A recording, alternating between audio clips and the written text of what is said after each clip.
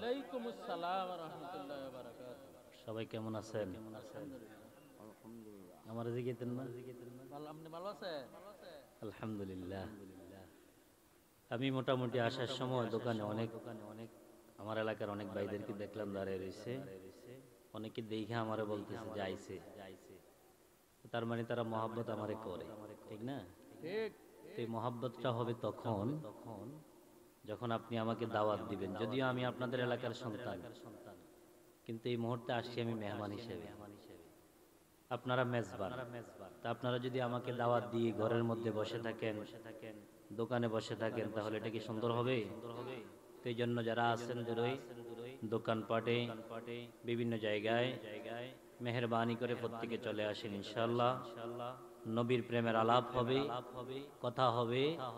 আল্লাহ তাআলা আমাদেরকে তৌফিক দান করুক। যে যেখানে আছেন, মাঠে যারা আছেন, অনেকে আমি সালাম দিচ্ছি, সালামের জবাব দেন নাই। আমি আশা করি সবাই সালামের জবাব দিবেন। আমি আবারও সালাম দিচ্ছি। আসসালামু আলাইকুম ওয়া রাহমাতুল্লাহি ওয়া বারাকাতুহু। ওয়া আলাইকুমুস সালাম ওয়া রাহমাতুল্লাহি ওয়া বারাকাতুহু। আলহামদুলিল্লাহ। الحمد لله نحمده ونستعينه ونستغفره ونعوذ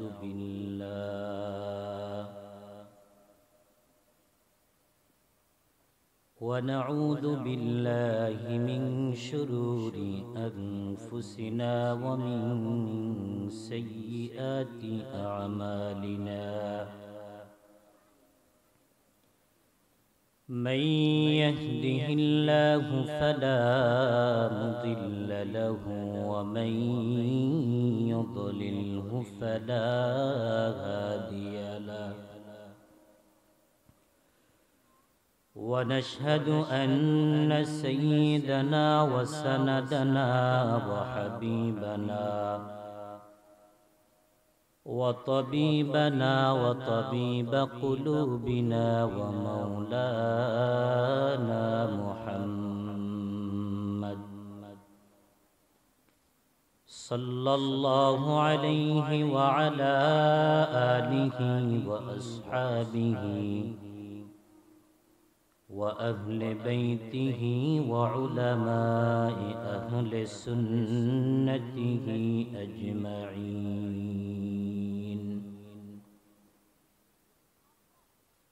أما بعد فأعوذ بالله من الشيطان الرجيم.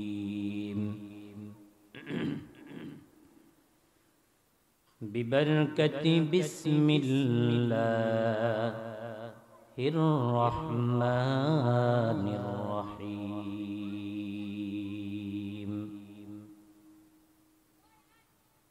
يا أيها الذين آمنوا لا تقولوا راعنا وقولوا انظرنا واسمعوا. وقال تعالى كل نفس ذائقة الموت. في شان حبيبه ومحبوبه ومعشوقه مخبرا وآمرا. إن الله وملائكته يصلون على النبي يا أيها الذين آمنوا صلوا عليه وسلموا تسليما. اللهم صل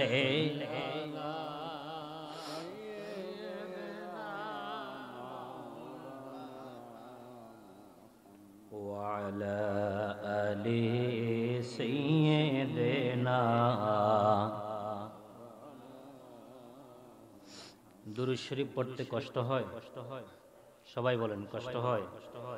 রাসূল করিম সাল্লাল্লাহু আলাইহি ওয়া আলিহি ওয়াসাল্লাম বলেন, যে ব্যক্তি আমার উপরে দুরূদ শরীফ পড়বে আল্লাহ তাআলা তার জীবনের 10টা গুনাহ মাফ করবেন।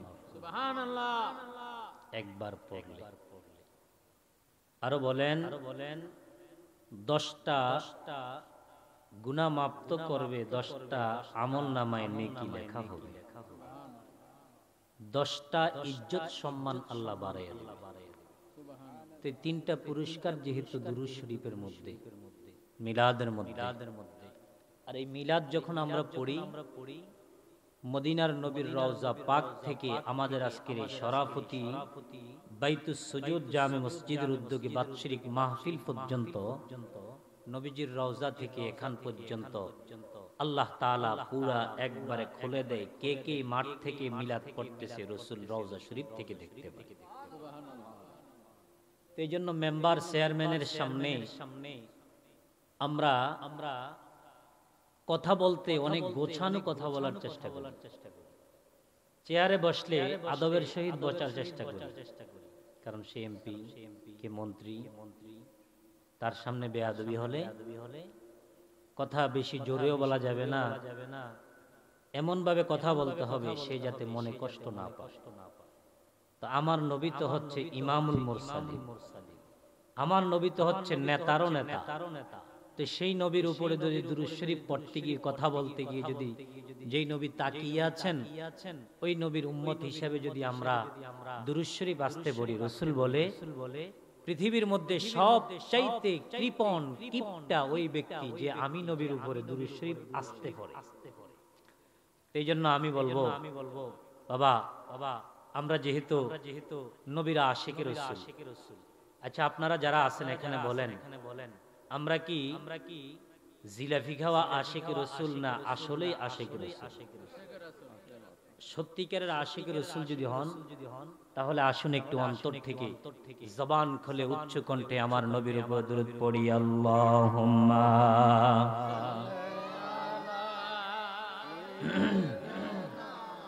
মাওলানা মুহাম্মদ ওয়া আলা আলিহি মাওলানা ওগো আমরার নূরের নবী, আপনার নামে সরলম তোরি বাঙ্গানায়ের হও কন্ডারি মোহাম্মদ ইয়া রাসূলুল্লাহ আল্লাহুম্মা মারহাবা মাওলানা মুহাম্মদ ওয়া আলা সাইয়্যিদিনা জবান করে পড়ি লা ইলাহা ইল্লাল্লাহ লা ইলাহা ইল্লাল্লাহু লা ইলাহা লা ইলাহা লা ইলাহা ইল্লাল্লাহু লা ইলাহা ও লা ইলাহা ইল্লাল্লাহ লা ইলাহা ও লা ইলাহা আল্লাহ সারা মাবুদ নাই আমার নবী সারা ও ফাগি নাই বলুন আল্লাহ সারা মাবুদ নাই আমার নবী সারা। হায় হায় ওই নবীকে পাইতে হইলে আমরা ওই নবীকে লে কামেল ফিরের দয়া চাইলা ইলাহা লাহু লা ইলাহা ভাইজান বহু দূরে আমরা কেমনে যাব মদিনা শরীফ যেতে চাইনি মদিনার নবীর রওজাটা এমন একটা রওজা আশিকের রাসূল যখন ওই মদিনার নবীর রওজার সবুজ গম্বুজের দিকে তাকাইয়া থাকে ও গাজী সাহেব মক্কার মুজদালিফায় গেলা আরাফার ময়দানে গেলা ওই খানায় কাবার দিকে তাকাইয়া তাকাইয়া লাব্বাইকের ধ্বনি দিলা লাব্বাইক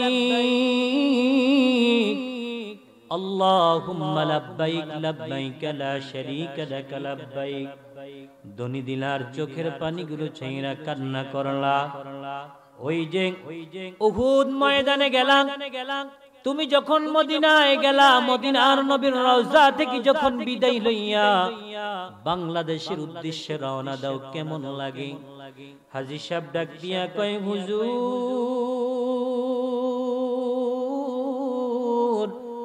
মদিনার থেকে বিদায় লইয়া যখন রহমতের নবীর রওজাটা থেকে বের হয়ে আসি চোখের পানিগুলো ঝরঝরাইয়া পড়ে কেন মক্কায় কি কান্না করলেন না কয় হ্যাঁ হ্যাঁ চোখের পানিটা যেমন ছিল কিন্তু মদিনার নবীর রওজা থেকে যখন আসি তখন কেন জানি চোখের পানিগুলো অজরে পড়তে থাকে আমি বলি হাজী সাহেব আপনার এইটা কোনো আবেগের কান্না ঠিক আছে তবে মদিনাতে আপনার কলিজার ধন আমার নবী রাহমাতাল লিল আলামিন নবীকে রাইখা আপনি আসতে মন চায় না এইজন্য কান্না করেন কয় হা হা হা এজন্য কান্না করি কারণ ওই মদিনার নবীর সবুজ গম্বুজের দিকে যতক্ষণ তাকাইয়া থাকি ততক্ষণ চোখের শীতলতা নয় কলিজায় শান্তি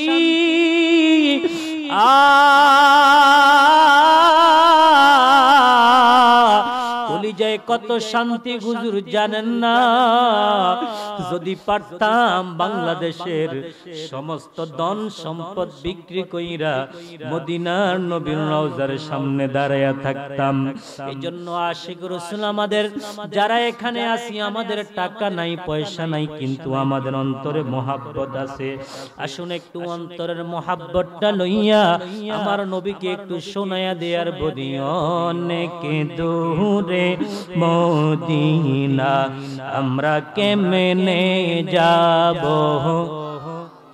আল্লাহ দয়াল আল্লাহ দয়া কর দয়াল আল্লাহ রাফুর মনের বাসনা লা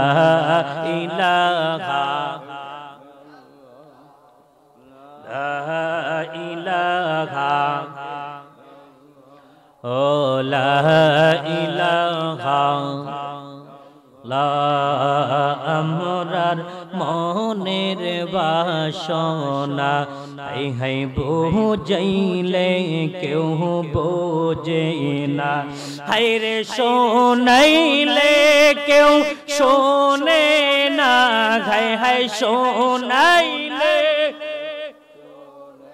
না শোনেন শাহে মদিনা লা ইলাহা লা ইলাহা আল্লাহ লা ইলাহা ইল্লাল্লাহু মুহাম্মাদুর রাসূলুল্লাহ সাল্লাল্লাহু আলাইহি ওয়াসাল্লাম আমার শরাফতি এলাকার ভাই বাবা বন্ধুরা সকলে জবান খুলে বলুন তো আজকের এই মাহফিলে আসতে পেরে বসতে পেরে খুশি না বেজার যদি আমরা খুশি হয়ে যাই শুধু দুনিয়ার মানুষ জীবিত মানুষটা শুধু খুশি অনেক বাড়িতে গেলে দেখবেন মেহমানের অভাব নাই কারণ কি কয় শরাফতি আজকে মাহফিল আমার ফুফুর বাড়ি খালার ভাবি আত্মীয় স্বজনের বাড়িতে মাহফিল এজন্য মাহফিলের দাওয়াত খেতে যাচ্ছি কিন্তু বাবা আপনারা মাহফিল পাইয়া আনন্দিত হইয়া আজকের এই শীতের মধ্য দিয়ে বসে গেছেন।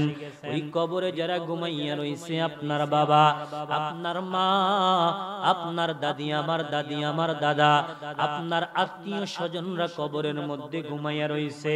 ওই কবরে আমি আপনি শীতের জন্য একটা গায়ের মধ্যে রুমাল পরলাম, সোয়েটার পরলাম, আবার কোটি পরলাম, কিন্তু বাবারে কবরে আপনার মা ঘুমাইয়া রইছে। লাশ ওই জায়গায় পড়ে আছে, 3 টুকরা 5 টুকরা কাপড়ের কাপড় নিয়ে ঘুমাইয়া রইছে। ওই কবরের মধ্যে একটা কম্বল নাই। আপনি আমি কম্বল গাদি শীত না মানলে তার উপরে খেতা দেই, কিন্তু বাবা আপনার মা তো কবরের মধ্যে আছে। তারা বলে, আল্লাহ দুনিয়াতে যদি আর একটা বার পাঠান, তাহলে আমি আর কোনোদিন নামাজ ছাড়ব না, জিকির করা বন্ধ করব না, গুনাহের মধ্যে কোনোদিন লিপ্ত হব না। হ্যাঁ বাবা, আপনার আমার গুনাহ আছে জীবনের মধ্যে, যেই গুনার কথা আমার মা জানে না, যেই গুনার কথা আমার আব্বা জানে না। আমার মা জানলে আমাকে ঘর থেকে বের করে দিয়ে লাথি দিয়া বলতো, আব্দুল হালিম তোর মতো সন্তান আমার প্রয়োজন নাই। মসজিদের ইমামের গুনাহ যদি মুসল্লিরা জানতো, কোনদিন ইক্তাদাইতু বিহাদাল ইমাম বলে ইক্তাদা করত না। আপনার ঘরের স্ত্রী যদি আপনার স্বামীর গুনাহের কথা জানতো, বলতো আপনাকে স্বামী বলে কোনদিন সম্বোধন আমি করব না, আপনার সংসার আমি কোনদিন করব না। এলাকার মেম্বারের গুনাহ যদি এলাকার মানুষ জানতো, মেম্বার বলে কোনদিন তাকে সম্বোধন করে তাকে চেয়ারটা দিত না। আল্লাহ কিন্তু বলে, বান্দা আমি তোর গুনাহ জানি। এজন্য সভাপতির বাবারা, আমাদের প্রত্যেকের গুনাহ আছে।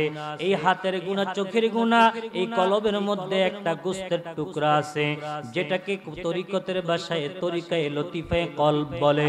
ওই গোশতের টুকরাটা একবারে সাদা ছিল, কিন্তু আমার আল্লাহ আপনাকে দুনিয়াতে পাঠানোর পরে, আমাকে পাঠানোর পরে যখন আমরা গুনাহের কাজের মধ্যে লিপ্ত হইয়া যাই, ওই সাদা লতিফায়ে কলব সাদা টুকরাটা একবার দুধের চাইতে যেই সাদা, যেই গোশতের টুকরাটা, ওইটা কালো হইয়া যায়। নতুন কাপড় বাজার থেকে কিনলে ওই কাপড়টা 2-3 দিন পরার পরে সেটাও ময়লা যুক্ত হইয়া যায়। দোকান থেকে সার্ফ এক্সেল কিনাই না, কাপড়টা ভিজাইয়া যখন মাটিতে আসার মানে কাপড়টা পরিষ্কার হইয়া যায়। আমার রাসূল বলে, সাহাবায়ে কেরাম তোমরা কি জানোনি দুনিয়ার জমিনের মধ্যে ওই যে যেই লতিফায়ে কলব সাদা গোশতটা যেটা কালো হইয়া যায়, ওইটাকে পরিষ্কার করার জন্য সাদা বানানোর একটা মেডিসিন দুনিয়াতে আছে। সাহাবায়ে কেরাম বলে, ইয়া রাসূলুল্লাহ, ইয়া হাবিবাল্লাহ, মায়ার নবী, ও নবী কেমন সেই এই মেডিসিনটা একটু বলেন না। সাহাবায়ে কেরামকে আমার নবী বলে, যদি কোনো উম্মত যদি দুনিয়াতে গুনাহ করার পরে আল্লাহ তাআলার জিকির করে, কলবের মধ্যে যখন জিকিরের ধাক্কাটা লাগবে, তখন তার জীবনের গুনাহ মাফ হইয়া যাবে।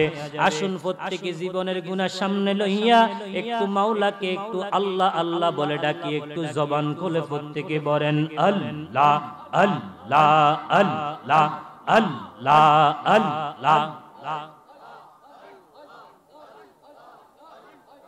আল্লাহ আল্লাহ আল্লাহ আল্লাহ। লা ইলাহা ইল্লাল্লাহ, লা ইলাহা ইল্লাল্লাহ, মুহাম্মদ রাসূল। আখিরাতে पर होबी तुई फुल से रातेर फुल मरहबा अल्लाह अल्लाह। आखिराते पर होबी तुई फुल से रातेर फुल मरहबा अल्लाह अल्लाह अल्लाह। अल्लाह जे दिन का आजी होइबे जर्रा जर्रा हिसाब लइबे। अल्लाह जे दिन का आजी होइबे जर्रा जर्रा হিসাব লইবে সেই দিন তুমি কই পালাইবা সেই দিন তুমি কই পালাইবা ফুল সে রাতের পহল আখিরাতে পড়বি তুই ফুল সে রাতের পহল মারহাবা আল্লাহ আল্লাহ চুলের চেয়ে চিকন হবে হীরার চেয়ে দাগ হইবে মারহাবা আল্লাহ চুলের চেয়ে চিকন হবে হীরার চেয়ে দাগ হইবে সেই দিন তোমায় কে তরাইবে সেই দিন তোমায় কে তরাইবে মোহাম্মদ রাসূল আখিরাতে পড়বি তুই ফুল সে রাতের পহল আল্লাহ আল্লাহ আল্লাহ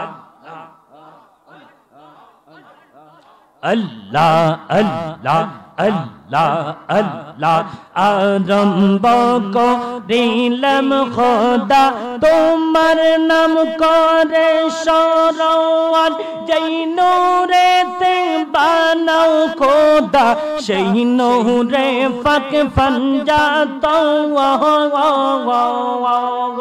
মারহাবা আল্লাহ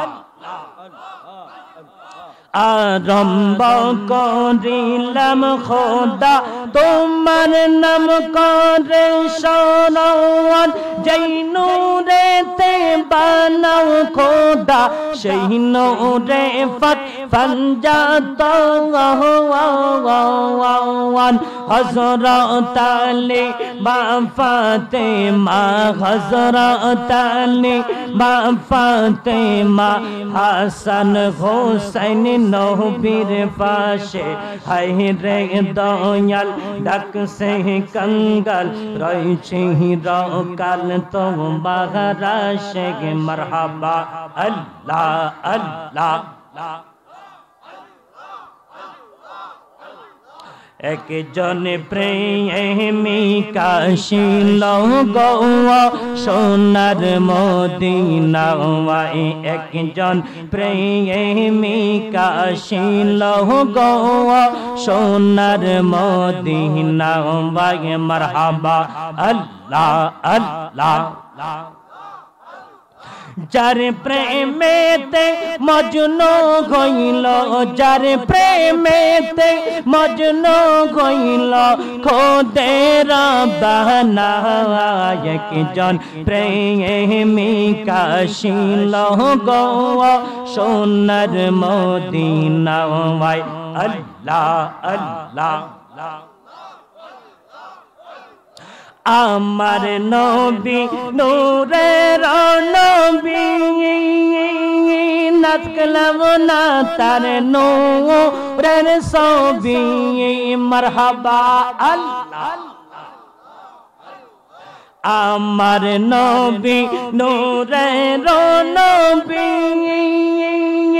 আঁকলাম না তার নূরের ছবি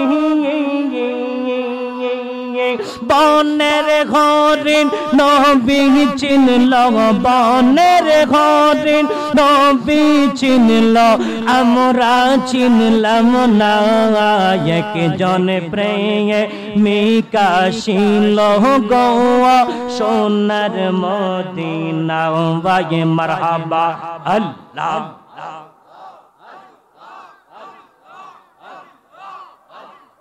ऐ मोहम्मद कमली वाला ऐ रे अमर बोके ऐ मोहम्मद कमली वाला ऐ रे अमर बोके मरहबा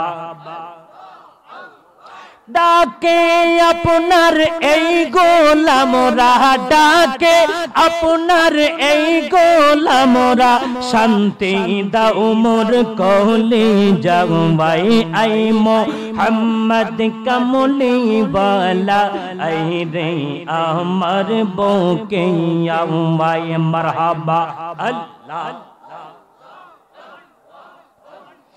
ফকির দরবেশ বাদশাহ ওলি তুলিতাছে ফুলের কলি, ফকির দরবেশ বাদশাহ ওলি তুলিতাছে ফুলের কলি, গলায় লইয়া বিকার ঝুলি, গলায় লইয়া বিকার ঝুলি, বাস করে গাছের তলায় আই মোহাম্মদ মদিনা ওয়ালা আই রে আমার বুকে আওয়াই মারহাবা আল্লাহ।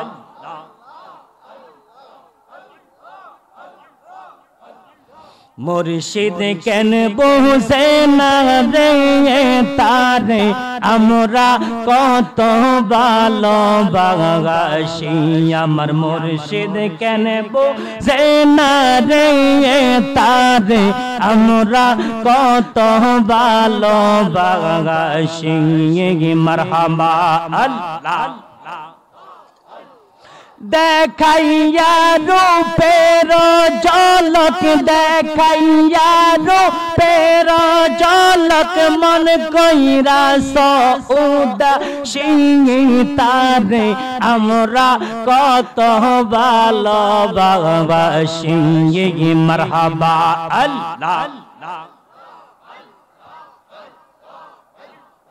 নাইশা দন বুজন গো মুর্শিদ, নাইশা দন বুজন কি দন আছে, কি দন দিয়া আমি রাখতাম তোমার মহবন মারহাবা আল্লাহ। এই পাগল রে যত জ্বালাও আল্লাহ, এই পাগল রে যত জ্বালাও সারব না আমরা তোমারে তারে আমরা কত ভালোবাসি, আমার মুর্শিদ কেন বুঝে না রে তারে আমরা কত ভালোবাসি মারহাবা আল্লাহ আল্লাহ। তোমরা আমায় কি বুঝাইবা আমার অন্তর ভুইরা কইলা, তোমরা আমায় কি বুঝাইবা আমার অন্তর ভুইরা কইলা, আমি জানি গো মুর্শিদ প্রেমে আসে কত জ্বালা, আমি বুঝি গো মুর্শিদ প্রেমে আসে কত জ্বালা মারহাবা আল্লাহ আল্লাহ। এই জগতে প্রেম করিয়া কয়জন রইছে বালা ঘাই গো, কয়জন রইছে বালা, উপরে উপরে দেখতে বালা ভিতর ভুইরা কয়লা, আমি জানি গো মুর্শিদ প্রেমে আসে কত জ্বালা মারহাবা আল্লাহ আল্লাহ আল্লাহ।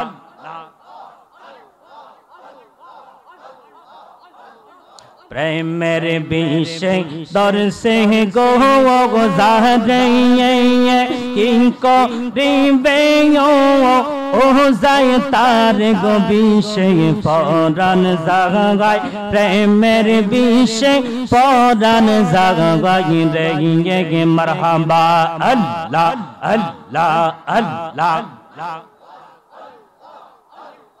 মুর্শিদ তোর লাইগা রে আমার অঙ্গ জর জর আল্লাহ আল্লাহ আল্লাহ। আল্লাহ আল্লাহ আল্লাহ লা ইলাহা ইল্লাল্লাহু মুহাম্মাদুর রাসূলুল্লাহ সাল্লাল্লাহু আলাইহি ওয়াসাল্লাম মসজিদের উদ্যোগে চতুর্থতম বাৎসরিক ওয়াজ দোয়ার মাহফিলের আজকের মাহফিলের সম্মানিত সভাপতি হযরতুল আল্লাম আলহাজ হযরত মাওলানা আব্দুল মান্নান মাস্টার সাহেব, আজকের মাহফিলের প্রধান বক্তা আমার বড় ভাই আন্তর্জাতিক খ্যাতিসম্পন্ন ফিরজাদা আমজাদ হোসেন জালালী, আজকের মাহফিলের প্রধান আকর্ষণ অত্যন্ত মহাব্বতের মানুষ আদিনা মুরা দরবার শরীফের খাদেম খতিব জামে মসজিদের খতিব হযরতুল আল্লাহ হযরত মাওলানা আফজাল হোসেন নুরি মাগরিবের পরে আলোচনা করেছেন ভাই মোহাম্মদ শামীম হোসেন আর জুবায়ের হোসেন মকবুল হোসেন সহ আমন্ত্রিত মেহমান আনোয়ারুল্লাহ মুহুরি জনাব মোহাম্মদ আব্দুর রব সাহেব সহ আজকের মাহফিলের সম্মানিত উলামায়ে কেরামগণ স্টেজে এবং প্যান্ডেলে বাইরে মাইকের আওয়াজ শুনতেছেন, প্রত্যেককে আমার পক্ষ থেকে আন্তরিক মোবারকবাদ। মহান রব্বুল আলামিনের দরবারে সকলে প্রথমে শুকরিয়া আদায় করি যে মহান আল্লাহ তাআলা আমাদেরকে আজকের এই মাহফিলে আসার এবং বসার তৌফিক দান করেছেন। সকলে বলি আলহামদুলিল্লাহ। লক্ষ কোটি দুরূদ সালাম দয়াল নবী মায়ার নবীর কদম মোবারকে আল্লাহ কবুল করুক। সকলে বলেন আমিন। সম্মানিত উপস্থিতি, আমি আল্লাহ তাআলার কোরআনুল কারীম থেকে দুইটা আয়াতে কারিমা তেলাওয়াত করেছি কথা বলার উদ্দেশ্যে। সর্বপ্রথম সংক্ষিপ্তভাবে বলবো, যেহেতু আজকে মোটামুটি অন্য দিনের তুলনায় একটু শীত বেশি পড়তেছে। ও কমনি ও আমি না বুড়ো হয়ে গেলাম মনে হয়ে গেলাম। যাক আলহামদুলিল্লাহ, আশিক রাসূলরা শীতকে ভয় পায়। দুই তিনজনে কইছে, সবাই কোন না। আশিক রাসূলরা শীতের ভয়, মরণের ভয়, লাডির ভয়, পুলিশের ভয় করে না। যার কারণে সুন্নিয়ত আজও পর্যন্ত মাঠে টিকে আছে। চলো বলেন ঠিক কিনা? সর্বপ্রথম আল্লাহ তাআলার যে কোরআনুল কারীম তেলাওয়াত করেছিলাম সেটা হচ্ছে আল্লাহ বলেন ইয়া আইয়ুহাল্লাযীনা আমানু, হে ঈমানদারগণ, লা তাকুলু রাঈনা। রাসূল করিম সাল্লাল্লাহু আলাইহি ওয়া আলিহি ওয়াসাল্লামের ব্যাপারে বলেছেন যে তোমরা কাফেররা যখন নবীজিকে রাখাল ছেলে বলে ডাকতো তখন আল্লাহ তাআলা বলেছেন লা তাকুলু রাঈনা, এটা বলে তোমরা সম্বোধন করবা। কি বলবো? আকুলুম দুরনা, তোমরা আদবের সহিত রাসূলের সাথে ভালো ব্যবহার করো। এখন মানুষ মাত্রই ভুল, ঠিক না? এই জিহ্বাটা ঠোঁটটা দিয়ে ভুল কথা বের হতেই পারে। তবে কথা বলতে গেলে, আমি যখন প্রথম ওয়াজের ময়দানে ওয়াজ করি, আমি অনেক সময় কথা বলতে গেলে আমার অনেক কথা স্লিপ অফ টান হয়ে অন্যদিকে চলে যেত। তো আমি গিয়ে যে মিডিয়ার বাইরে আসছে ওনাদের মিডিয়াতে গিয়ে বৈশা আলোচনাটা আগে শুনতাম। স্লিপ অফ টান যে কথাগুলো সেটাকে কেটে 1 ঘন্টার ওয়াজ আমি 20 মিনিট 20 মিনিট করি। কারণ আমি নতুন মানুষ, কথা ভুল হতেই পারে। পুরান হইছে দেখে একবারে সঠিক হয়ে দেব তা না, ভুল হতেই পারে। তো কিছুদিন আগে আমাদের বাংলাদেশের একজন বড় একজন স্কলার, যার মাহফিলে নাকি এক মাহফিলে 25 লক্ষের উপরে মানুষ হয়েছে, ওই লোকটা আল্লাহর রাসূলের ব্যাপারে নবীজিকে রাখাল ছেলে বলেছে এবং কি নবীজিকে ইস্তাব বলেছে। জোরে বলেন নাউজুবিল্লাহ।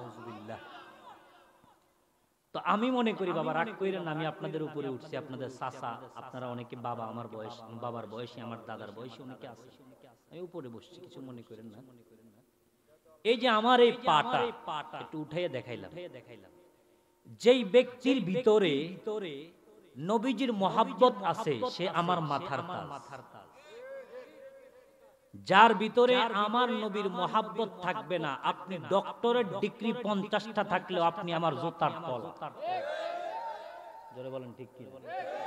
আবার আপনি রাগ হন, আমাকে রাস্তাতে মারেন, কোনো সমস্যা নেই। আমি আমার নবীর মুহাব্বতের জন্য আমার মাকে মা কোনোদিন বলবো না যদি আমার মা নবীর বিপক্ষে চলে যায়। আমার বাবাকে আমি বাবা বলবো না যদি আমার বাবা আমার নবীর বিপক্ষে চলে যায়। আমার মসজিদের ইমামতিকে আমি রাখবো না যদি সভাপতি নবীর বিপক্ষে চলে যায়।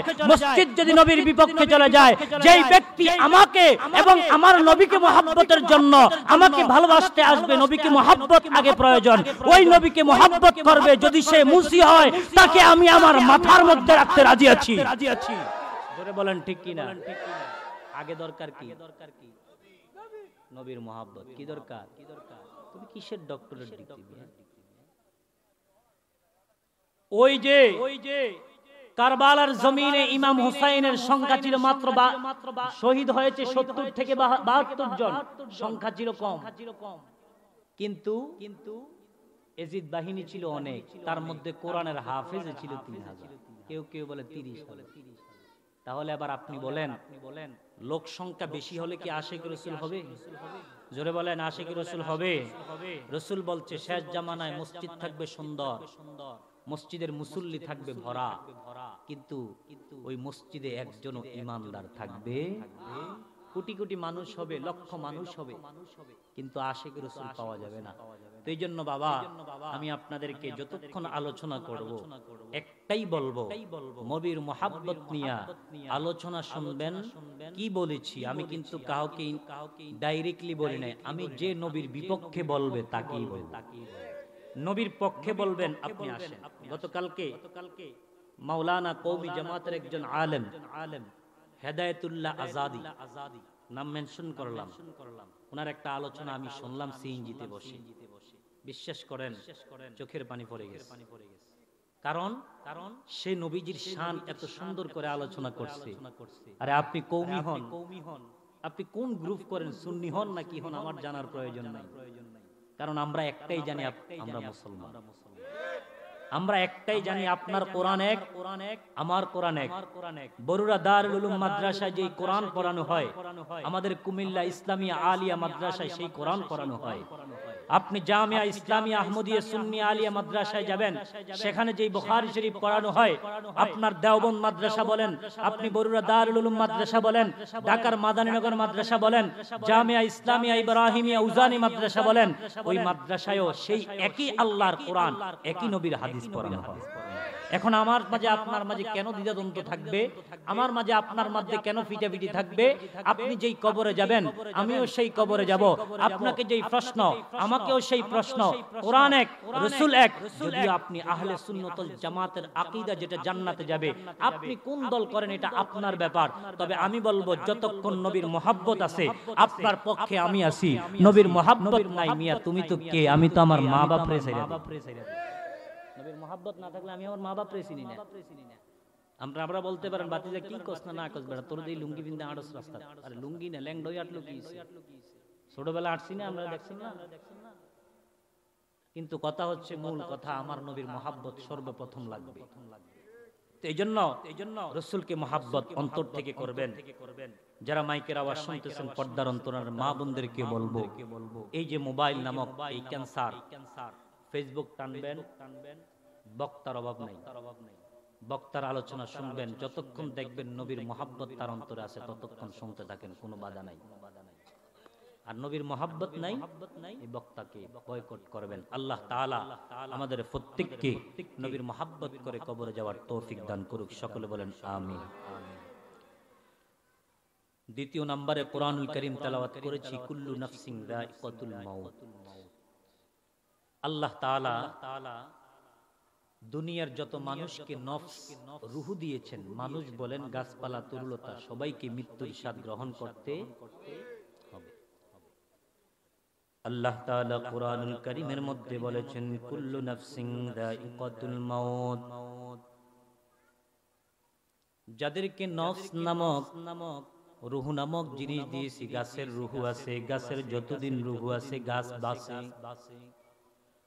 রূহ নাই তো সেই গাছটা যেমন মারা যায়, তেমনি ভাবে আল্লাহ তাআলা মানুষকেও একটা রূহ নামক একটা ভিতরে একটা পাখি দিয়েছেন। যেই পাখিটা দুনিয়ার জমিন থেকে মানুষের রূহটা যখন নিয়ে যাওয়া হয়, ওই রুহুটা চলে যাওয়ার পরে মানুষটা মৃত, মানুষটা লাশ, ওই মানুষটাকে আপন বলে আর কেউই সম্বোধন করে না। দুনিয়াতে যুবক, দুনিয়াতে বৃদ্ধ, দুনিয়াতে আপনি কিশোর, একদিন আপনি দুনিয়াতে এসেছেন, আরেকদিন দুনিয়ার জমিন থেকে বিদায় নিতে হবে।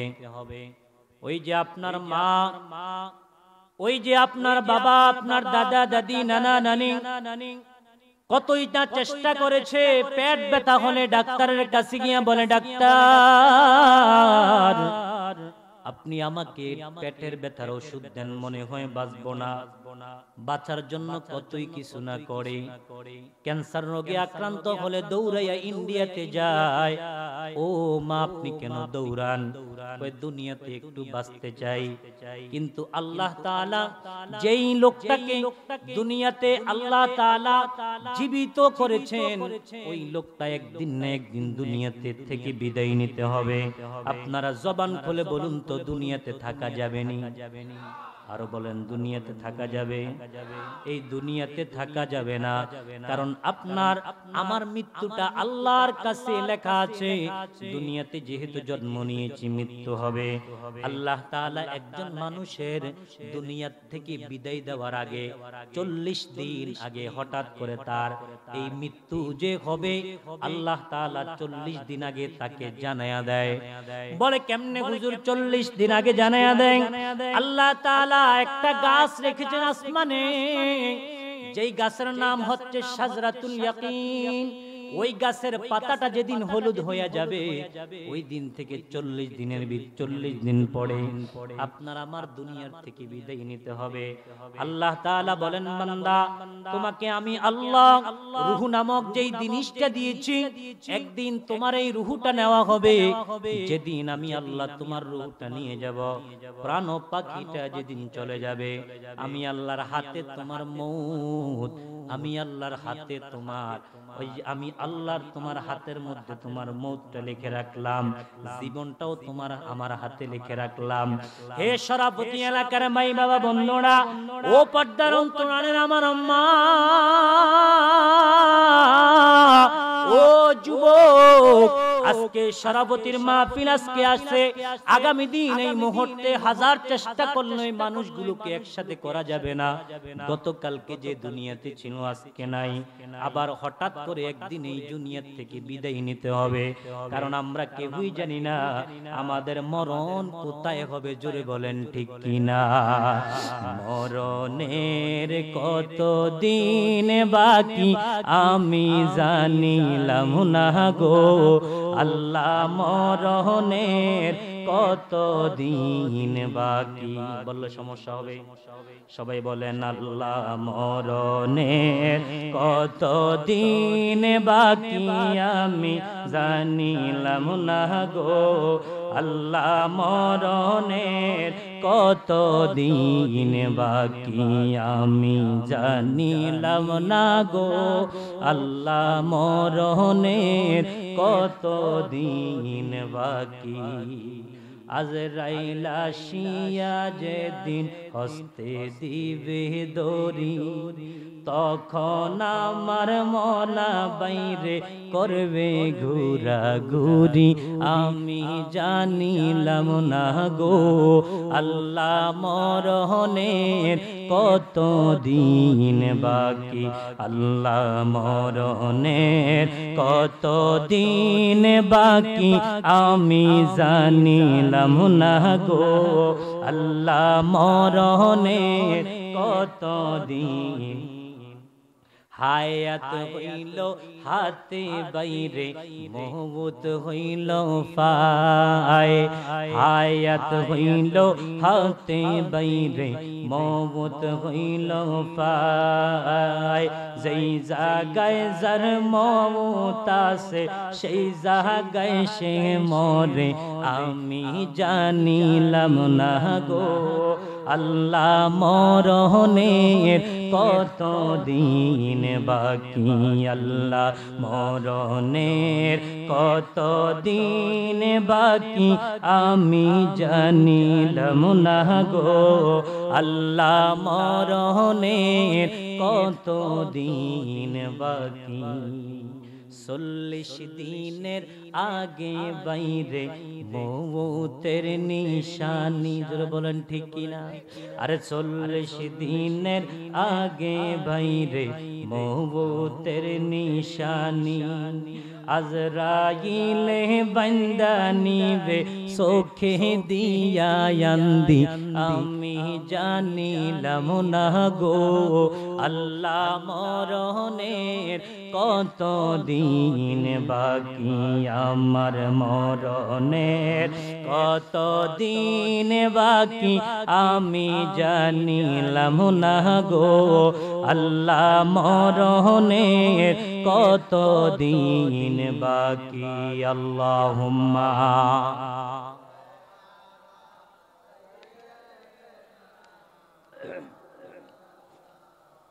وعلى آل سيدنا আমার শরাফতি এলাকার বাবারা গভীর মনোযোগ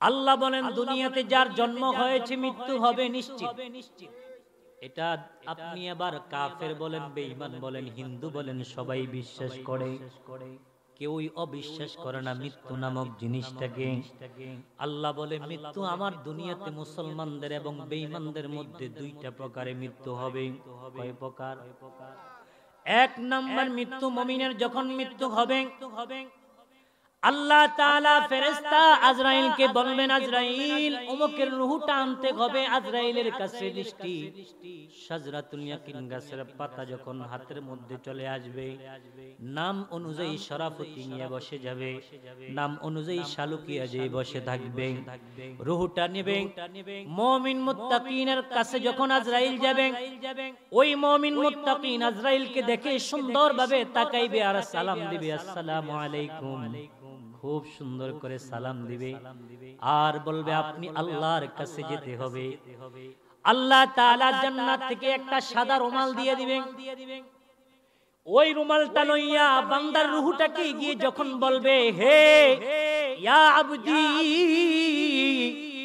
ও তুমি তো আল্লাহর কাছে যেতে হবে সঙ্গে সঙ্গে রূহটা সুন্দরভাবে চলে আসবে দুনিয়ার তার ঘর থেকে জান্নাত পর্যন্ত ওই রূহটা আল্লাহর কাছে যেখানে যাবে সেখান পর্যন্ত দুই পাশে জান্নাতের ফেরেশতারা ফুল নিয়ে আতর লোবান নিয়ে দাঁড়াইয়া থাকবে আর বলবে মারহাবান তাইয়িবান মুবারাকা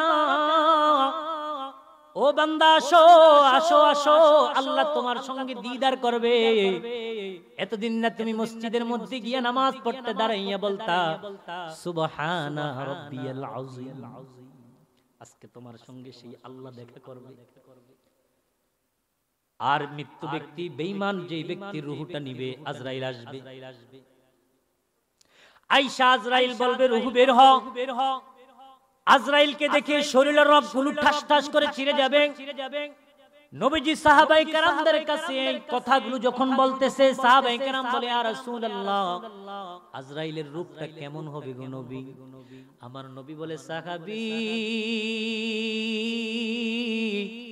ও সাহাবী এমন হবে তুমি দেখবা দুনিয়াতে কোন মানুষ মারা গেলে চোখটা উল্টাইয়া ফেলে কোন মানুষের পায়খানার রাস্তা দিয়ে পায়খানা বের হয়ে যাবে প্রস্রাব বের হয়ে যাবে পায়খানা এবং প্রস্রাবের রাস্তা দিয়ে রক্ত বের হয়ে যাবে ইয়া রাসূলুল্লাহ নবী গো কেন কয় রূহটা এদিক সেদিক দৌড়াদৌড়ি করবে আযাব দিয়ে তাকে দুনিয়ার থেকে বিদায় নিবে জমিন থেকে আসমান পর্যন্ত জাহান্নামের ফেরেশতারা তাকে হাতুড়ি দেখাবে আর জাহান্নামের লাকড়ির আগুন নিয়ে দাঁড়াইয়া থাকবে সাহাবায়ে কেরাম চোখের পানি জানেন আমার নবীজি বললেন সাহাবীরা চলো আজকে অমুক জায়গায় যাব নবীজি বের হইয়া যাইতেছেন হঠাৎ সামনে গিয়ে দেখে একটা কবরস্থান নবীজি কবরের দিকে তাকাইয়া নবীজি সাহাবীদেরকে বলতেছে ও সাহাবীরা এখানে দুইটা কবর তোমরা দেখতে পাচ্ছ কয় হ্যাঁ কয় এই দুইটা কবরের মধ্যে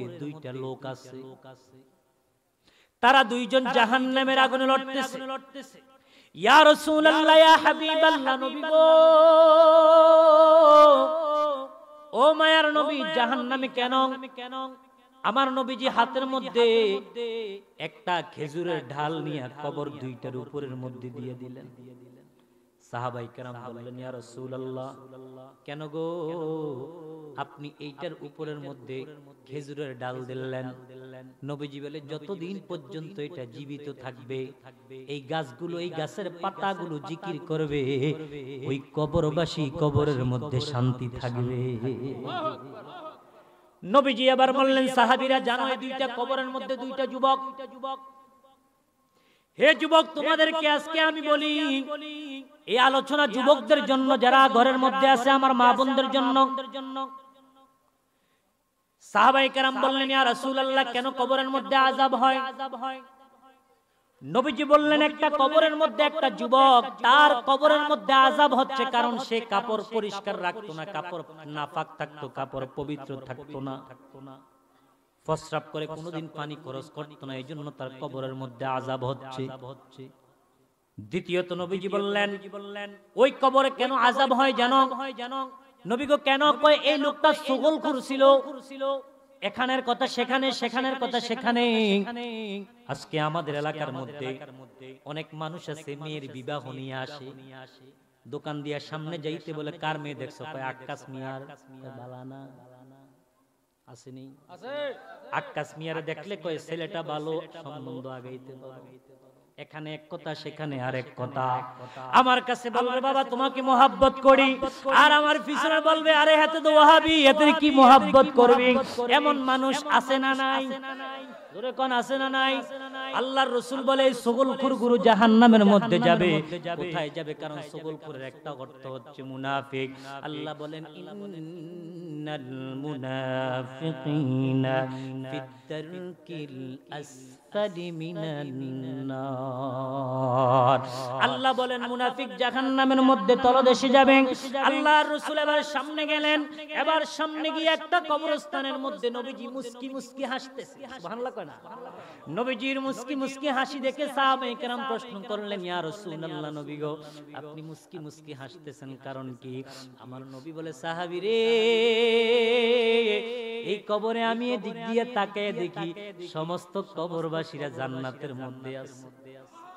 নবীজি আরেকটা কবরের সামনে গেলেন, মুস্কি হাসি থেকে নবীজি মুখটা বেজার করে ফেললেন।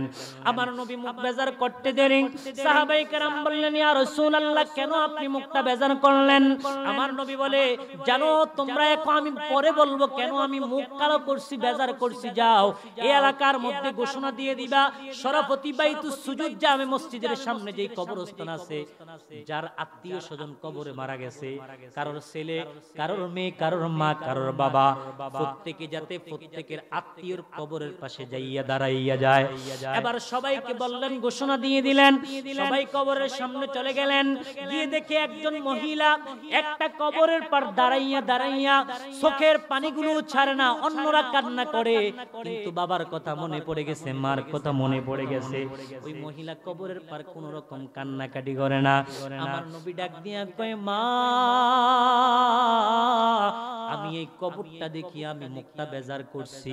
মাগো, আপনি কেন এই কবরের পার দাঁড়াইয়া রইছেন? এই কবরের মধ্যে যিনি ঘুমাইয়া রইছে, এটা কি একটু বলেন না? এটা হচ্ছে আমার সন্তান। কয়, মা, আপনি জানেননি আপনার সন্তানটা তো কবর জাহান্নামের আগুনে হাবুডুবু খাচ্ছে। এবার মা নবীর দিকে তাকাইয়া জোরে জোরে হাসতেছে। আমার নবী বলে, মাগো, আপনার কেন জবান দিয়ে আপনার হাসি আসতেছে, কেন কান্না আসে না? চোখের মধ্যে কেন পানি নাই? আমার নবী বলে, এই কথা আমি যখন মাকে বললাম, মা বলে, ইয়া রাসূলুল্লাহ, নবী গো, ও মায়ার নবীজি, সন্তান আমাকে অনেক কষ্ট দিছে, আমি তো দুনিয়াতে কোনোদিন তাকে শাসন করতে পারি নাই, কিন্তু এই মুহূর্তে আমি জানি ওই জায়গার মধ্যে যেহেতু আযাবের মধ্যে আসছে, আপনি নবী কোনোদিন মিথ্যা কথা বলেন না। আমি শান্তি পাচ্ছি যে আমি দুনিয়াতে সন্তানটা সন্তানটারেও যদি কষ্ট দিতে পারি নাই, কবরে কষ্ট পাচ্ছে, এটা আমার কাছে আনন্দ মনে হয়। আমার নবী বলে আপনি কি একটু আযাবটা দেখবেন নে? আল্লাহর কাছে বলতে দেরি, ওই মহিলার চক্ষুটা খুলে দিছে, আল্লাহ কবর পর্যন্ত আযাবটা দেখতেছে। ও মা, আপনার সন্তানকে কি আপনি ক্ষমা করবেন না? কয় না না, কোশ্চিন কালেও ক্ষমা করব না। কত যুবক আছো তোমার মার মনে কষ্ট দিছ, কত যুবক আছো তুমি তোমার বাবাকে ধমক দিয়ে তুমি বাড়ির থেকে আসছো। হায় রে যুবক, ও পর্দার অন্তরাল আমার আম্মাজিরা, ও কলেজ ইউনিভার্সিটির আমার বোনেরা, আপনাদের প্রত্যেকের কাছে আমি আমার এলাকার ভাই বোন হিসেবে আপনাদেরকে বলে যাই, মার মনে কষ্ট দিবেন না। কবরে অশান্তিতে থাকলেও মার মনে কোনোদিন কষ্ট লাগবে না। ইয়া রাসূলুল্লাহ, নবী গো, আমি আমার সন্তানকে কোনোদিন ক্ষমা করতে পারবো না। নবী আবার বললেন আপনি কি ক্ষমা করবেন না? কয় না না না, ক্ষমা করব না। এবার নবী যখন জাহান্নামের আগুনটা দেখায়, ওই দেখাইতে দেরি মা দেখতেছে জাহান্নামের আগুনের মধ্যে ছেলেটা হাবুডুবু খাচ্ছে। মা সন্তানটাকে যখন আমার নবী দেখাইয়া দিলেন, ওই সন্তানটা সেখান থেকে চিৎকার ছাড়ে আর কয় মা, ও মা, আপনার সঙ্গে বেয়াদবি করার কারণে আজকে আমি জাহান্নামের আগুনে জ্বলি, আপনি আমাকে ক্ষমা করে দেন। জাহান্নামের আগুনের আওয়াজ, ওইদিকে জাহান্নাম থেকে সন্তান যখন কান্না করে, মা দেখে এবার চোখের পানিগুলো টলমল টলমল করে পড়ে। ওই সন্তানের মা ডাক দিয়া কয় ইয়া রাসূলুল্লাহ, ইয়া হাবিবাল্লাহ, মায়ার নবী, আমি আপনার কাছে আমার সন্তানের জন্য ক্ষমা চাই, আমি ক্ষমা করে দিলাম, আপনিও ক্ষমা করে দিন, আল্লাহ যাতে ক্ষমা করে দেয়। নবীর সাহাবীরা সহ ওই জায়গায় নবী তাকাইয়া দেখে জাহান্নামের আগুনটা যখন মা বলছে ক্ষমা করে দিছি, সঙ্গে সঙ্গে জাহান্নামের আগুনটা নিভে গেছে।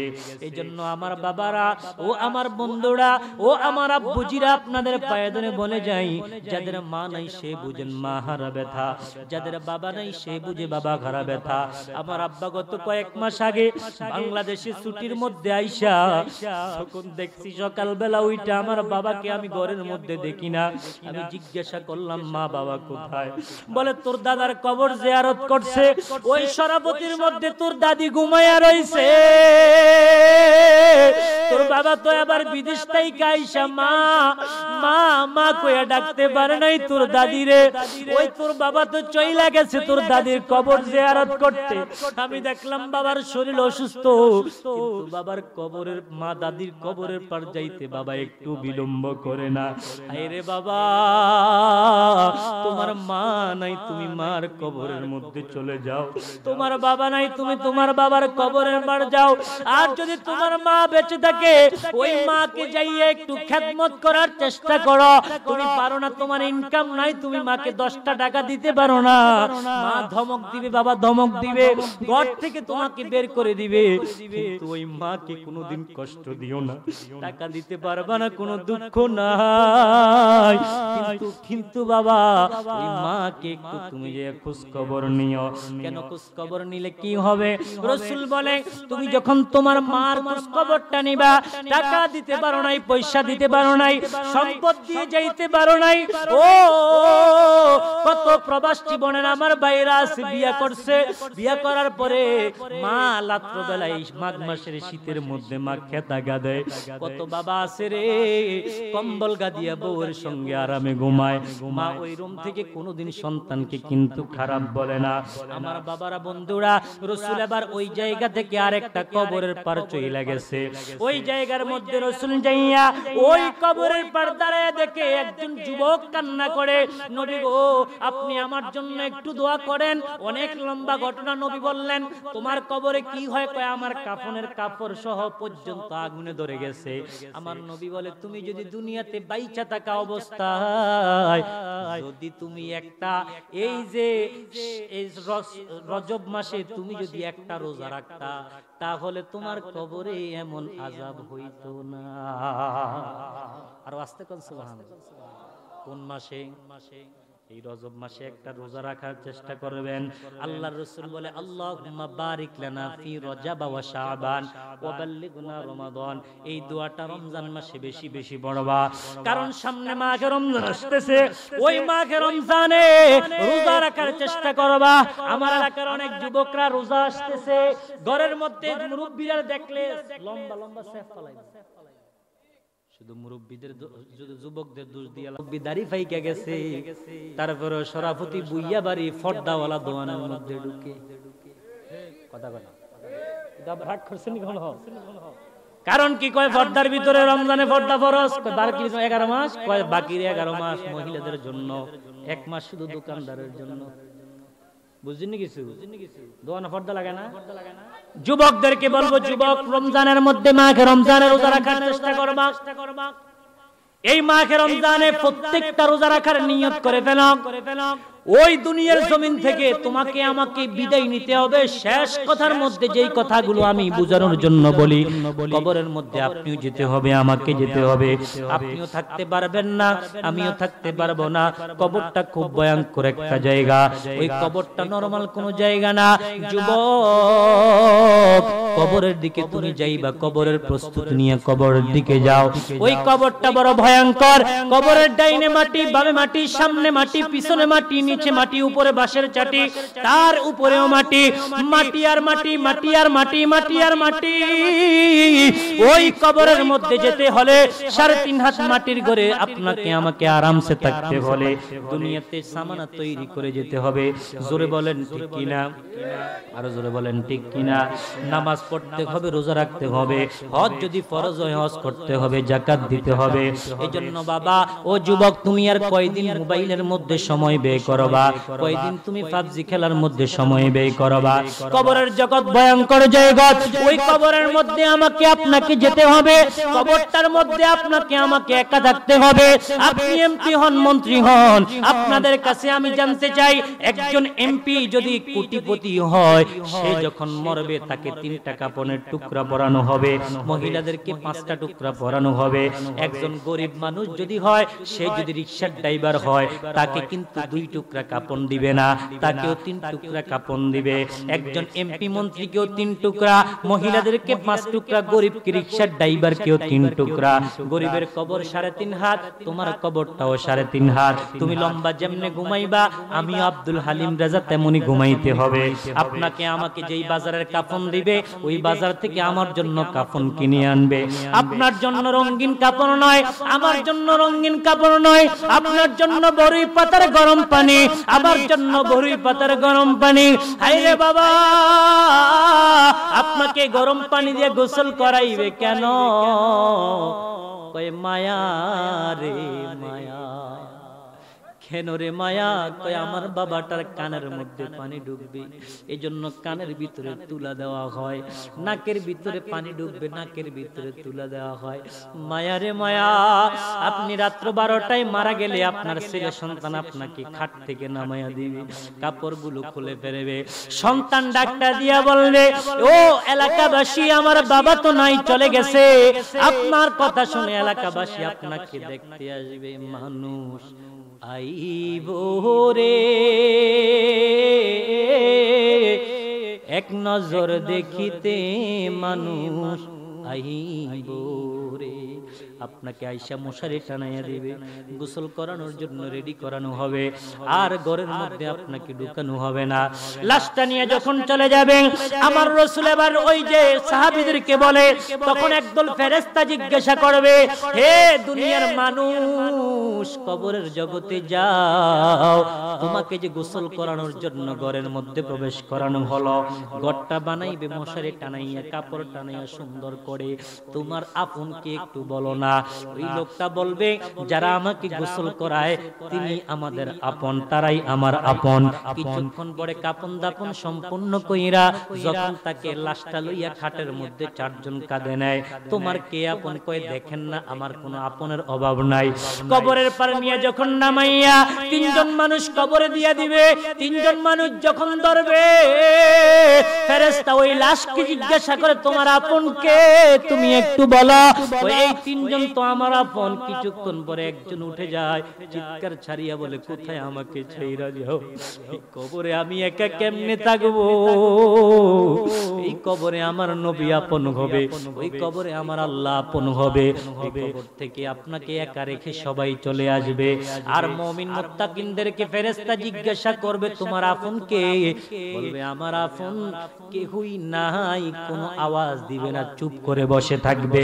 কিন্তু দেখবে কবরেও শান্তি, হাসরেও শান্তি, মিজানেও ফুলসিরাতে শান্তি, কারণ সে দুনিয়াতে আমল করে গেছে। এজন্য আমার সরবতি বাবারা, বন্ধুরা, ও পর্দার অন্তরা আমার মা আম্মুজিরা, আমি আজকে এই মাহফিলের মধ্যে আপনাদেরকে বলে যাই, কবর জগৎটা খুব ভয়ঙ্কর জায়গা। ওই কবরের যেতে হবে, হাসরের ময়দান খুব ভয়ঙ্কর হবে। আল্লাহুম্মা সাল্লি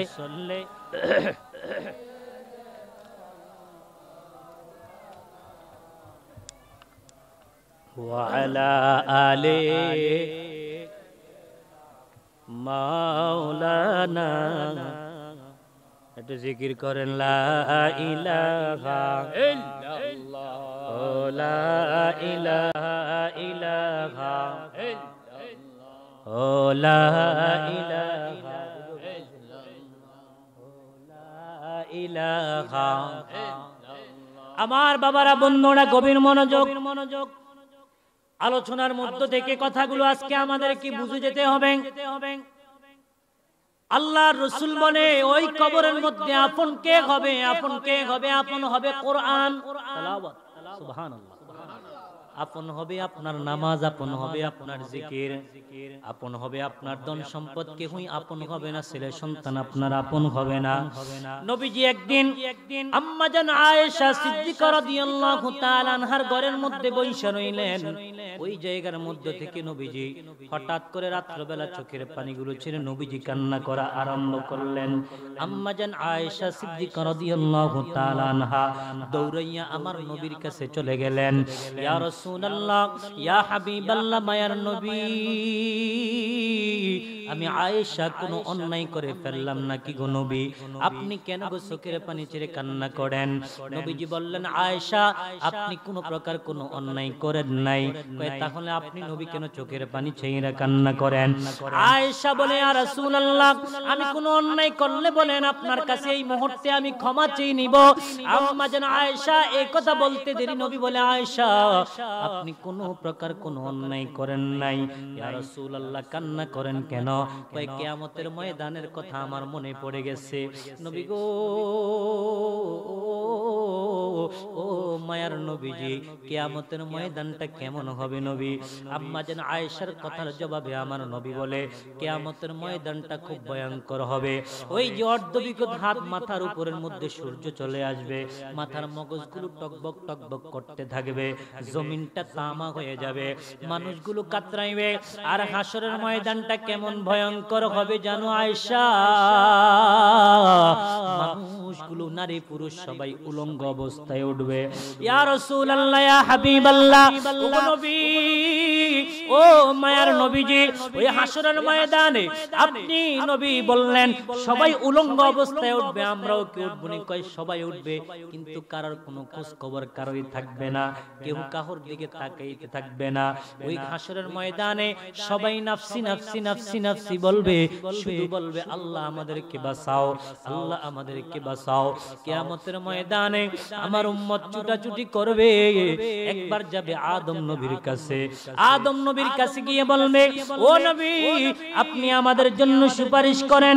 কয়, আমি তো একটা জান্নাতের মধ্যে ভুল করছি, মার্জিত ভুল করেছি, আল্লাহ আমাকে ক্ষমা করবেন কিনা জানি না, আমি পারবো না। একজন নবী থেকে আরেকজন নবী, আরেকজন নবী থেকে আরেকজন নবী, সমস্ত নবী রাসূলদের কাছে রওনা দিবে, যাবে, কেউ বলবে না পারবো না। সবাই বলবে কিয়ামতের ময়দানে নাফসি নাফসি। একজন বলবে যাও, গিয়া তোমরা শেষ নবীর কাছে গিয়া বলো।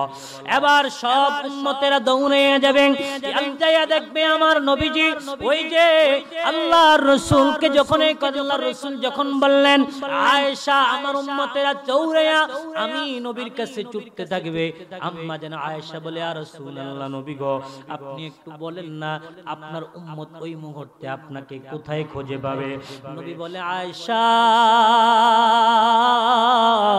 আমি ওই মুহূর্তে আমার আল্লাহর দানকৃত মাকামে মাহমুদ ওই জায়গার মধ্যে সিজদায় পড়ে থাকবো, ওই মুহূর্তে ওই জায়গায় থাকবো।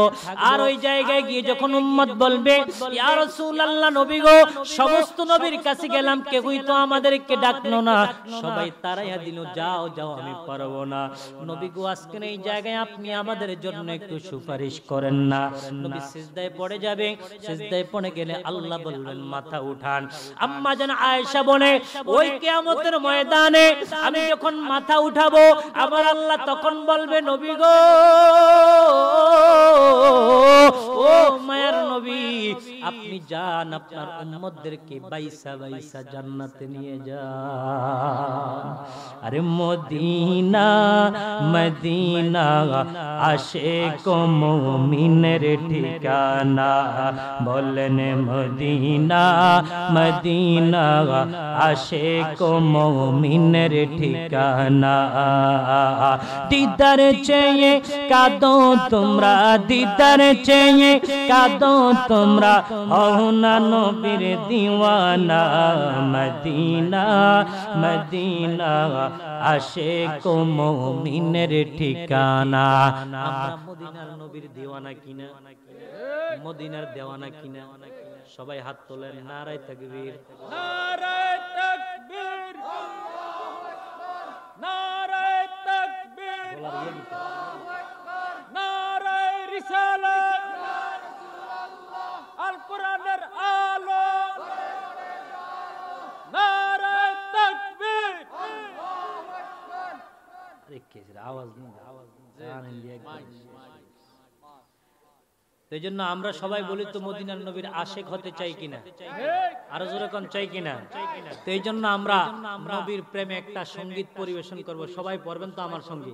হতে পারে আপনারা পড়তে পারবেন না কারণ এটা সিটিংয়া ভাষায় লেখছে, তো সিটিংয়া ভাষায় যদিও লেখা দেয় কিন্তু আশিকের রাসূল তার অন্তরে নবীর প্রেম আছে। কারণ আমরা নবীর যখন আমরা মদিনায় যাই, শুরুতে আমি আলোচনায় বলছি যে মদিনার নবীর আশিকেরা নিজের ফারানা কলজাটা মদিনাতে রাইখে আসে। আর জোরে কোন ঠিক কিনা?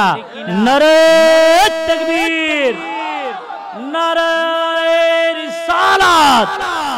প্রধান আকর্ষণ হযরত মাওলানা আব্দুল হোসেন নুরী সাহেবের আগমন। সরাবতীবাসীর পক্ষ থেকে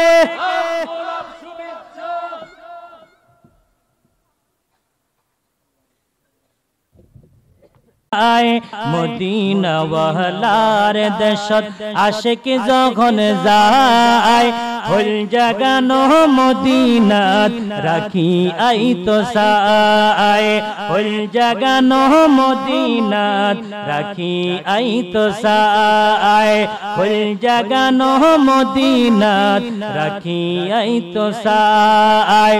হজনা ফারুক তারাও যারা আসিলে মদিনায়, মদিনা সাই আইলো নাকি সাই আইলো জান্নাত। সুবহানাল্লাহ। আরে হজনা ফারুক তারাও যারা আসিলে মদিনাত, মদিনা সাই আইলো নাকি সাই আইলো জান্নাত, মদিনা সাই আইলো নাকি সাই আইলো জান্নাত। খোদার দুনিয়া তার সাইবার কি সুনাই, খোদার দুনিয়া তার সাইবার কি সুনাই, হল জাগানো মদিনাত রাখি আই তো সাই, ফুল জাগানো মদিনাত রাখি আই তো সাই লাওয়ারিস গুনাহগারর হাসরের মাঠত রহমতের চাদর যখন মুস্তাফার আতস সুবহানাল্লাহ বলি নবীজির হাতে যখন রহমতের চাদর থাকবে আমরা গুনাহগার উম্মতের কোনো ভয় আছে? আমরা কি লাওয়ারিস নাকি? না, আমাদের তো একজন ওয়ারিস আছে, তিনি হচ্ছে আমার কামলিওয়ালা। জোরে বলেন ঠিক কি না?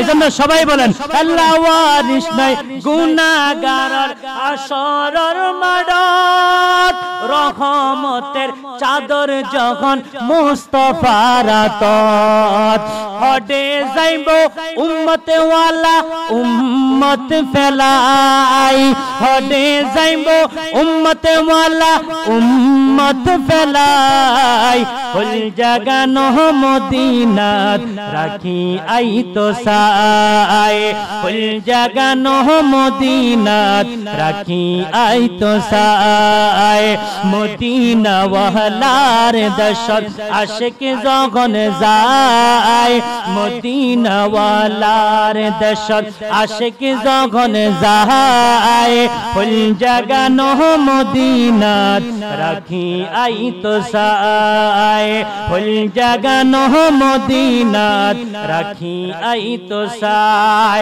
আমার বাবা যা বন্ধুরা, এবার আপনাদেরকে শেষ একটা কথা কয়েক মিনিটে বলে বিদায় নেই। আমার নবী বলে আয়েশা ওই কিয়ামতের ময়দানে যখন আমি সিজদায় পড়ে যাব আমার আল্লাহ বলবেন আপনি মাথা উঠান, আপনার উম্মতদেরকে আপনি বেছে বেছে বেছে বেছে জান্নাতে নিয়ে যান। দুই চার জনে কইছি, বিশ্বাস না মনে জোরে বলেন না সুবহানাল্লাহ। আপনার উম্মতদেরকে আপনি বেছে বেছে বেছে বেছে জান্নাতে নিয়ে যান। আম্মা জান আয়েশা সিদ্দিকা রাদিয়াল্লাহু তাআলা আনহা ডেকে বললেন নবী গো কিয়ামতের ময়দানে বিলিয়ন বিলিয়ন বিলিয়ন বিলিয়ন মানুষ হবে, আপনার উম্মতদেরকে এর মধ্য থেকে আপনি কেমনে চিনবেন? আমার নবীজি সাল্লাল্লাহু আলাইহি ওয়াসাল্লাম বলে আয়েশা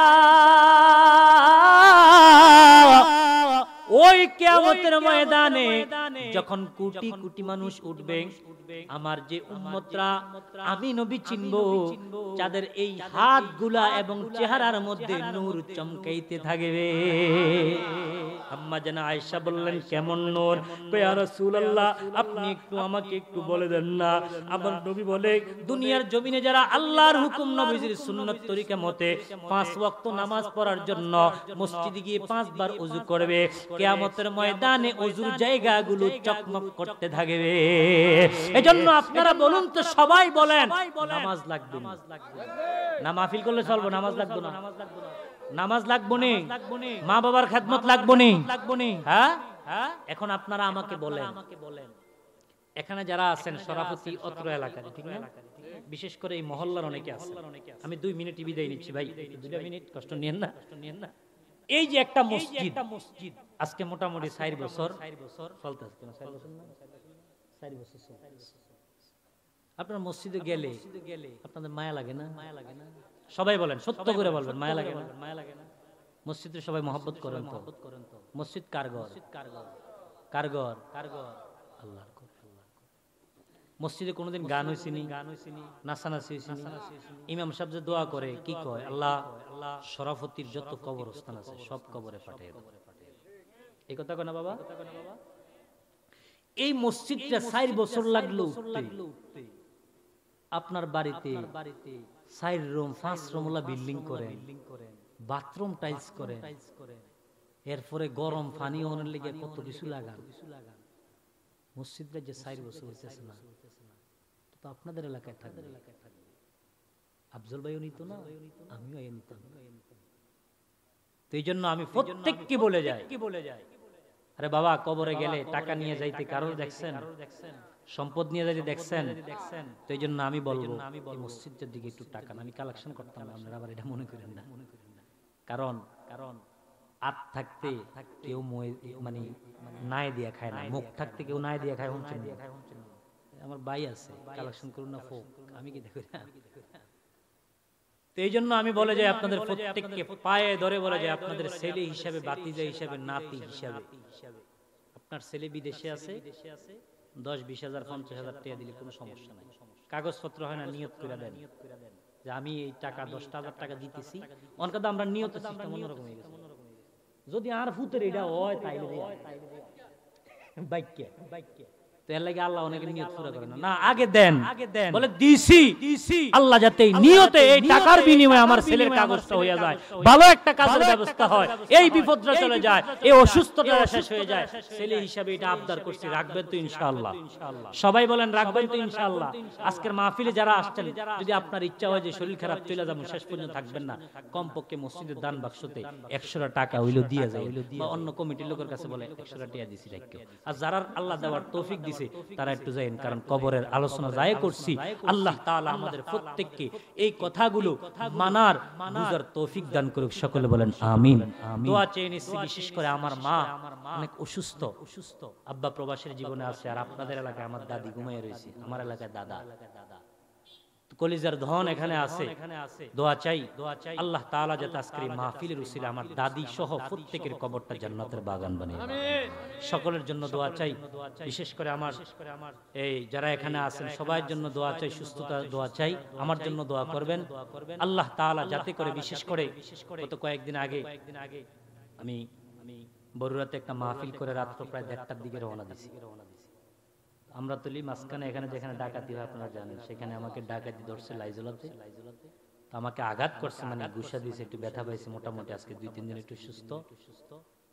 টাকা পয়সা ছিল নিয়ে গেছে, ক্যামেরা নিয়ে গেছে, একটা মোবাইল নিয়ে গেছে, এগুলা কিছু না।